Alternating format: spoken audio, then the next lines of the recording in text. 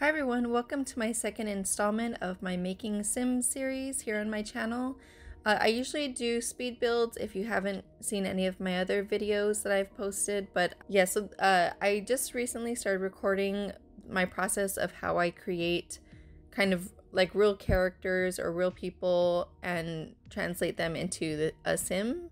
So using the Create a Sim feature in the game, I look at references like images of these like actors and or in some cases cartoon characters, and I try to recreate them as best I can without using any custom content or any mods or anything like that. So you might notice in the beginning, so I always start out with a random sim, of course, and I pretty much strip them down of their clothes and everything like that, and then I start to adjust their like skin tone or their body type and everything to fit the character I'm designing. And then I start working on their face. I kind of sometimes I choose their hairstyle from the beginning, but then there's other times where I choose their style after I make their face. So it just depends. Like but I do look at pictures and I really try to get like the lip shape and the nose shape and everything as accurate as possible to try to make sure that the character is recognizable if you were just kind of glancing at it in through Instagram or something like that. Here you can see I'm working on Peggy Carter, and there was something about Peggy's eyes that I couldn't figure out how I could get it to look more like the real person. So I really tried, you know, like I adjusted her eyebrows and everything, but there's something like about her eyelids, I think it was, that I was having a really hard time trying to recreate. And that's also part of the challenge with this, is because I don't use custom content and everything, I'm limited to only what they have in the game for different options of like eyeshadow and things like that, or the eye shapes. And trying to adjust the eyes to do what I want it to do, it doesn't always work because of the limitations of the game. So, you know, there are times when I try to adjust like the inner corner of the eye to make it a certain shape, and I just can't seem to get it without it adjusting a different part of the eye. And it's so frustrating because, you know, like I feel like if I could just get like this one little thing right, then it might look more like the person. But, you know, I really do try as much as possible, but without making the video like extremely long. So but I've noticed when creating these characters, there are so many things that I wish I could change about the Create a Sim like adjustments and everything. Like I wish we could adjust their hairline. Like that's a big thing. There's so many times where I'm trying to choose like a hairstyle for men especially, and either their forehead looks way too short or it's way too big or something like that, or even like creating a widow's peak or something. Like I wish we could adjust the hairline. I wish we could change the shape of their heads, like based on like, especially if a man is bald. Like that's one of the problems I came across when I was creating Drax in my last Making Sims video. So for Drax, like Bautista has like a smaller head at the top, and then like his jaw is pretty big. So I was trying to create like the shape of his head, but I couldn't do it because the Sims head is a standard shape in the game. So I was really frustrated by that. So I wish we could have changed the size or like the shape of their head, especially when they're bald. And I also wish that we could overlap things, like overlap makeup. Like when I was doing the makeup, I think for Gamora, like I was trying to use two different eyeshadows, but you can only use one, so you have to pick either or, and that's really frustrating. So I really wish that we could overlap makeup. I wish we could overlap clothing.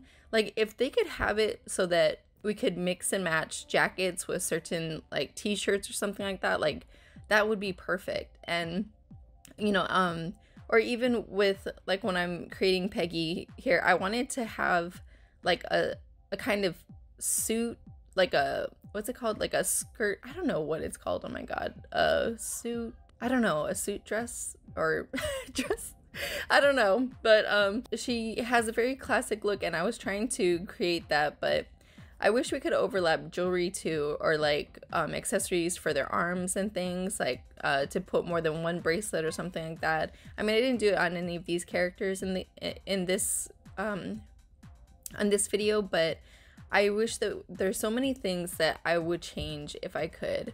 But someone suggested to me, you know, when I was talking about with the limitations of creating the sim in the game, they said, you know, like, why don't you use custom content? But I don't like to do that because I try to make it so that if anyone wants to download these characters, they can, as long as they have the expansion packs or game packs or whatever that I use the clothes and the hair from. So as long as you have the same packs that I use, you should be able to download these with no problem. You could still download them if you don't have the same packs with the clothes and everything, but like if I use a certain pack for their shirt or something, if you download the family, then one of them will be missing that shirt. So, you know, it's up to you if you want to download it and have those certain items missing, because you could always put different clothes on them. But no matter what, I think their face and all that should still stay the same. I think the only thing is, I don't know if any of the skin tones are specific to like the alien skin tones and things like that. I don't know if that's specific to any pack. I'm not really sure. I probably should be more aware of that kind of stuff, but yeah, so I just don't like to use custom content because, and also I think that adds to the challenge of creating these sims, like the fact that I'm limiting myself to the game's restrictions. Like I feel like if the more I could get them to look like the real characters, then that's even better, you know, like with the limitations and stuff, and still being able to kind of capture the look of the person or cartoon character or whoever I'm recreating. But so right now, as you can tell, I'm kind of on a Marvel kick. So if you don't follow me on Instagram, that's where I post like all my stuff I create. And I did do, I did Thor, Loki, and Hela from, I based their character design on Thor, was it? On Ragnarok, I believe. And so, if you've watched that movie, you might recognize. But yeah, so I've done Loki, Thor, and Hela already. And then in my last video, I did Gamora, Drax, and Peter Quill.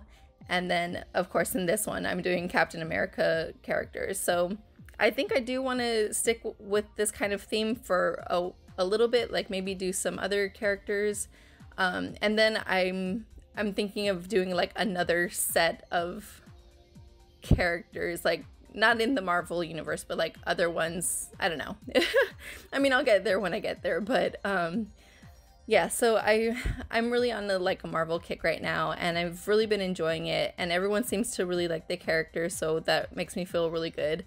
And the only thing is, like what I was saying with Drax on my last video, like I couldn't get him to look exactly the way I wanted him to.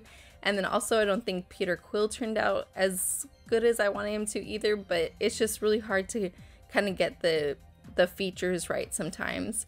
But here in this video, like I think these characters turned out pretty well, you know, except for the fact, like I said, with Peggy, I feel like there's something about her eyes that are a little bit off.